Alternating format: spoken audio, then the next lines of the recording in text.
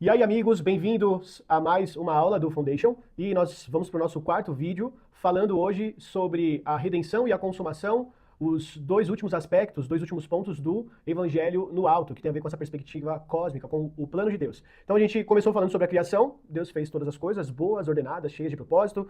Depois a gente passou pela queda e viu que o pecado entrou no mundo e afetou o homem, mas afetou também todas as outras coisas criadas, né? Toda a criação, os seus relacionamentos, o trabalho do homem, toda a criação, enfim, afetou de maneira negativa todo o cosmos. E nesse vídeo, então, como eu disse, a gente vai falar sobre a redenção e a consumação. A redenção responde à pergunta: o que Deus fez em Cristo para restaurar aquilo que o pecado quebrou, tá? Então, o que Deus fez em Cristo para restaurar aquilo que o pecado quebrou. Essa é a redenção. E a consumação responde à pergunta: para onde toda essa história está caminhando? Tá? De forma simples, a gente pode dizer que a redenção é o início da restauração em Cristo, e a consumação é a restauração plena de todas as coisas quando Cristo voltar. Vamos começar então falando sobre alguns aspectos aqui da redenção. Redenção, a gente já entendeu a ideia de que é um resgate por meio de pagamento, vamos dizer assim, né? E a gente pode olhar isso na perspectiva mais antropológica, que tem a ver com a redenção do pecado do homem, né? A salvação do pecado, da culpa, da condenação, da escravidão. Mas quando a gente olha para o Evangelho no alto, redenção também aponta, e principalmente vai apontar para o fato de que Cristo veio iniciar a restauração de tudo aquilo que a queda distorceu. Tá? Então isso é bem importante a gente falar aqui. É a restauração de tudo aquilo que a queda distorceu. Tudo, toda a criação. Então a queda afetou o homem, os desejos, os relacionamentos, o trabalho, a relação com a criação, a comunhão com Deus, mas a redenção em Cristo não pode ser menor do que o estrago da queda. Tá? Então, se o pecado afetou tudo, a obra de Cristo também vem restaurar todas as coisas. Tá? Isso não significa que tudo já está plenamente restaurado. Jesus veio para iniciar uma obra e essa obra ainda não foi completada, no sentido de que ele já venceu todas as coisas, mas a redenção ela ainda está em processo. O evangelho ainda está em processo. A cruz de Cristo é o centro de todas as coisas, possibilitou todas as coisas, mas o Senhor ainda está em um processo de restauração do cosmos. Tá? Então, o que significa isso para a gente? Né? Hoje a gente ainda vê que a gente tem pecado, que a gente tem dor, a gente ainda morre, né? Existe sofrimento, existe corrupção, existe desordem no cosmos, né? No mundo, né? Mas significa, inclusive, então, vamos lá, significa que em Cristo Deus já começou a sua obra de restauração e Jesus não veio apenas perdoar os nossos pecados, ele veio também, mas ele veio nos levar, e também não veio nos levar para longe da criação. Muito importante esse ponto. Ó, vou ler novamente, redondinho aqui. Jesus não veio apenas perdoar pecados e nos levar para longe da criação. Ele veio nos reconciliar com Deus, nos libertar do domínio do pecado, nos formar como um novo povo e nos reposicionar dentro do propósito original do Senhor. Então a redenção é Deus dizendo: eu não abandonei tudo aquilo que eu criei. Né? Muito bonito isso. Então a cruz, presta atenção, né? Como eu estou tentando construir desde o começo aqui, a cruz não é apenas a solução para a culpa do homem, mas a cruz é o centro do plano de Deus para restaurar todas as coisas. Olha só o que fala Colossenses 1, versículo 19, muito, muito bom, muito profundo esse versículo, né? Diz que Deus se agradou em fazer habitar em Cristo toda a plenitude de Deus, né? E, por meio dele, reconciliar consigo todas as coisas. Reconciliar consigo todas as coisas, tanto as que estão na terra como as que estão nos céus, estabelecendo a paz pelo seu sangue da sua cruz. A paz pelo sangue da sua cruz. Então, esse texto está mostrando pra gente que a reconciliação feita por Cristo tem alcance pessoal e cósmico. Ele alcança o coração do pecador, sim, né? Mas também aponta para a restauração de todas as coisas. Por isso que a gente deve olhar para a cruz, né? E não tirar, obviamente, a cruz de todo esse plano. A cruz ela é o centro de todas as coisas, ela salva a humanidade, mas ela salva por meio de Cristo. Na cruz, Cristo ele vem e restaura todas as coisas, tanto o homem quanto o cosmos. Tá? A criação não será restaurada porque a humanidade encontrou um caminho de evolução moral. Ela será restaurada porque Jesus venceu o pecado, Satanás e a morte. Tá? Então a redenção começa na cruz, mas aponta para uma nova criação também e para algo restaurado. Bom, vamos falar ainda um pouco sobre a redenção e o que a redenção restaura em nós. Principalmente vai restaurar a nossa identidade, a identidade do povo de Deus, né? A gente vai ver que em Cristo, a Bíblia fala que ele comprou para si todos os povos, todas as etnias, toda língua, raça, tribo e nação, e fala que ele fez deles reis e sacerdotes. E pra gente pode parecer um pouco distante, assim, mas é algo bem prático, tá? Então, na criação, Adão foi colocado no jardim para cultivar e guardar. A gente falou isso sobre a criação, por exemplo, né? Ele vivia em comunhão com Deus, tinha uma responsabilidade diante de Deus, tinha propósito. A queda rompeu com isso, mas em Cristo nós fomos reposicionados, tá? Então, a redenção não apenas perdoa a nossa culpa, mas ela restaura a identidade diante de Deus. Aquilo que foi perdido no Éden, Deus restaura em Cristo Jesus. Então, como sacerdotes, nós fomos chamados à comunhão. Isso é muito importante. Nós fomos comprados pelo sangue de Jesus para ter acesso ao Pai. Aquilo que foi rompido pela queda começa a ser restaurado em Cristo. Esse é o primeiro chamado, é estar na presença de Deus, em comunhão com Ele. É claro que a gente sabe que o sacerdote ele tinha esse papel tanto de representar Deus ao povo e representar o povo diante de Deus, mas ele estava em comunhão com o Senhor, e essa comunhão gera também serviço, gera compaixão com o povo, é um envolvimento muito bonito, né? Essa adoração com o Senhor faz com que a gente ame mais e tudo mais. Mas também, a Bíblia fala que a gente foi constituído sacerdotes, mas reis também. E como reis, nós somos chamados para representar o governo de Deus. E entenda isso que a gente está falando, tá? Quando a gente fala para representar o governo de Deus, a gente precisa entender que, nesse momento, reinar com o Senhor não tem a ver com dominar as pessoas. Né? Não é esse tipo de reinado que muitas vezes a gente vê em filmes, muitas vezes a gente vê essa forma de dominar. Não estamos falando sobre domínio, não estamos falando sobre controlar ambientes, sobre buscar posições. Tá? Na verdade, todas as vezes que Jesus falou sobre ser o maior, sobre fazer parte do reino dele, sobre reinar com ele, Jesus expressa esse reino em serviço. Tá? Então Jesus, a maior figura, talvez, a maior forma ali que representa isso é o lava-pés. Né? A gente vê Jesus lavando os pés dos discípulos como forma de serviço e falando, você quer ter parte comigo? Então, você vai precisar servir também. Né? Você quer ser maior no meu reino? Então, seja o menor. Né? Seja aquele que mais serve, seja aquele que mais se doa. Então, é o reino de ponta cabeça que a gente chama. Né?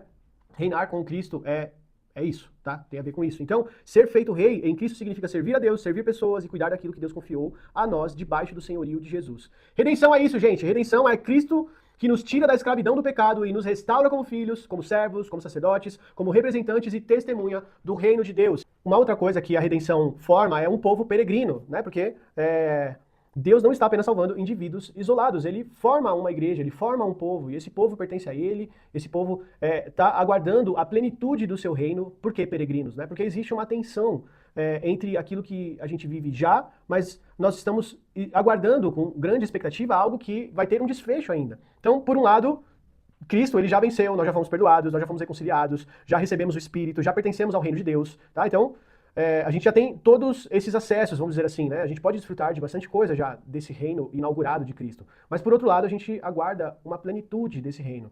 Ainda a gente lidar com pecado, a gente ainda lidar com sofrimentos, a gente ainda envelhece, né? A gente ainda enfrenta a morte, a gente ainda vive injustiça, corrupção, dor. Então é o que a gente chama na teologia do já e ainda não. A gente já vive aspectos do reino que virá, né? Desse reino vindouro, mas nós ainda não vivemos esse reino de uma forma plena. O reino já foi inaugurado, mas ainda não foi consumado. A redenção já começou, mas ainda não chegou à sua plenitude. É por isso que o cristão vive como um peregrino, tá? Peregrino não é alguém que vive sem esperança, mas peregrino é alguém que sabe que ainda não chegou em casa, né? A ideia é que a esperança final não está nesta era, né? Muito importante falar. Nossa esperança não está em ter um bom trabalho, em ter estudo, tudo isso são coisas muito boas, hein? Mas o nosso coração não está firmado e o fim nosso, né? Aquilo que a gente espera não deve ser nessa era, tá? Então, existem coisas que nós vamos viver na era vindoura e essa deve ser a nossa expectativa, nosso coração deve estar na eternidade. Isso muda a forma, por exemplo, como a gente lidar com o sofrimento, porque a fé cristã não promete uma vida sem dor nesta era. Ela nos dá esperança para atravessar esta era, olhando para a glória que virá. Por exemplo, Paulo vai falar pra gente que os sofrimentos do tempo presente não podem ser comparados com a glória que em nós será revelada. A redenção nos dá esperança no meio da tensão.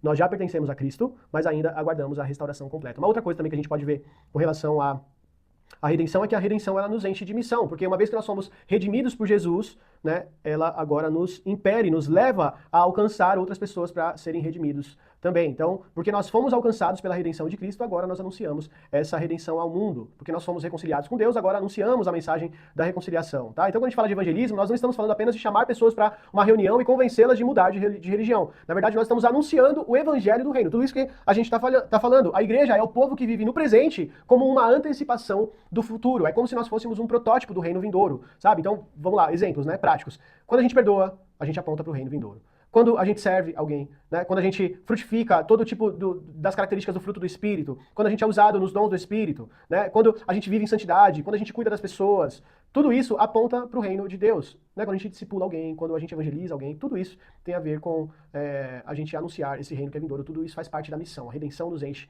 de missão. Bom, agora a gente vai passar para o próximo ponto, que é a consumação.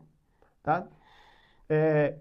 Como a gente disse, a redenção ela tem a ver com algo que o Senhor Jesus iniciou, mas que não está plenamente concluído. Então a consumação é onde Deus vai concluir plenamente o seu plano.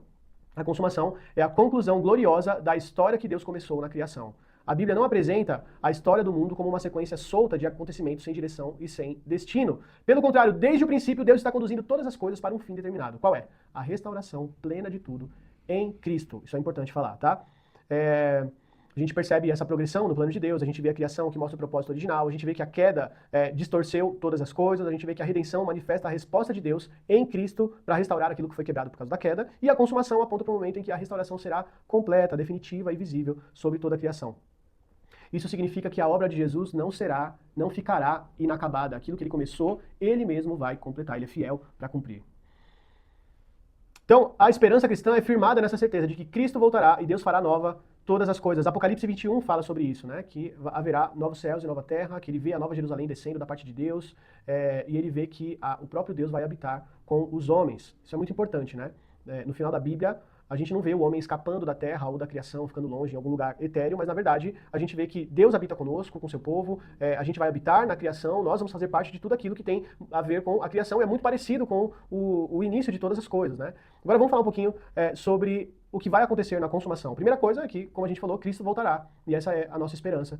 A segunda coisa que vai acontecer na consumação é que haverá a ressurreição dos mortos, a gente vai ter um corpo glorificado, todos aqueles que estão salvos em Cristo Jesus vão ressuscitar, vão habitar nesse lugar que é o novo céu e nova terra. Também haverá juízo, isso significa que haverá justiça perfeita, não vai ter nada que vai ficar escondido, não vai ter nenhum tipo de justiça ignorada, nenhum mal vai permanecer sem resposta, né? A gente tem isso como uma esperança, não como algo que tem a ver com medo, mas na verdade a esperança de que tudo vai viver em retidão, em verdade, em santidade. Na consumação também, o mal será definitivamente vencido, tá? Então, tudo aquilo que tem a ver com o mal, Satanás, o pecado, a morte, a corrupção, né? Tudo isso que se levantou contra Deus serão derrotados de forma final, assim, tipo, para sempre, sabe? Então, hoje a gente vive, né, nesse mundo caído, por exemplo, a gente tem morte, a gente tem maldade, tudo isso que a gente já falou, mas essa não é a palavra final da criação. Cristo já venceu e na consumação essa vitória será plenamente manifesta. Uma outra coisa que a gente vai ter na consumação é que a criação também será restaurada, né? A criação está gemendo, aguardando ser liberta do cativeiro da corrupção. Romanos 8 fala isso. Então, a gente vai ver que a queda ela afetou não só o interior da humanidade, do ser humano, mas toda a realidade criada. A gente já viu sobre isso. Né? Mas na consumação, a criação será liberta, purificada e cheia da glória de Deus. Né? Por exemplo, onde tem hoje poluição, vai ser purificado. Né? Os terremotos não vai ter mais. Todas essas coisas, né? Às vezes as enchentes, enfim, tudo o que precisa de fato ser restaurado e de alguma forma manifesta algum desastre, alguma atrocidade, enfim, tudo isso vai ser restaurado. Uma outra coisa que vai ser restaurada são os relacionamentos, né? A gente não vai ter mais atrito entre nós, entre a humanidade. O ser humano não vai ter mais orgulho, comparação, ferida, rejeição, ira, disputa, mentira, manipulação, falta de perdão. Não vai ter mais isso, né? Maravilhoso. Então, eu tô desejoso demais, eu tenho expectativa porque tudo vai de fato ser restaurado. A nossa mente, os nossos desejos também vão ser restaurados, né? Imagina que a gente não vai ter mais ansiedade, não vai ter mais culpa, não vai ter mais confusão, pensamentos distorcidos, desejos distorcidos, não vai ter mais isso, né? Até o trabalho vai ser restaurado, porque antes o trabalho existia e depois também a gente vai cultuar ao Senhor, a gente vai servir ao Senhor continuamente, a gente vai estar ali diante do Senhor, mas agora o trabalho não vai ser mais uma maldição, tudo vai ser feito diante dele, para a glória dele, só que em plena alegria, cheio de propósito, cheio de sentido. Mas acima de tudo, a gente vai ver que na consumação a presença de Deus será plenamente experimentada, a gente vai ver ele, a gente vai tocar ele, e Apocalipse 21 fala assim tão claro, né, é íntimo, fala que o próprio Deus, ele enxugará dos olhos toda lágrima. Que fala, né, Deus enxugará dos olhos toda lágrima. Não haverá mais morte, nem tristeza, nem choro, nem dor, porque a antiga ordem terá passado.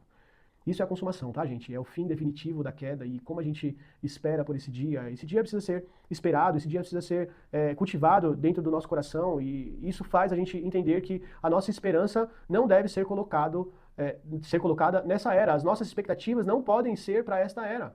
A nossa esperança não deve ser para cá. Né? Muitas pessoas, por exemplo, vivem frustradas porque esperam do presente aquilo que Deus prometeu para o futuro. Esperam plenitude completa nos relacionamentos, no trabalho, na família, no corpo, nas emoções e nas conquistas. Só que a Bíblia ensina que nós vivemos em um mundo marcado pela queda e por isso nós não devemos transformar esta era no nosso paraíso.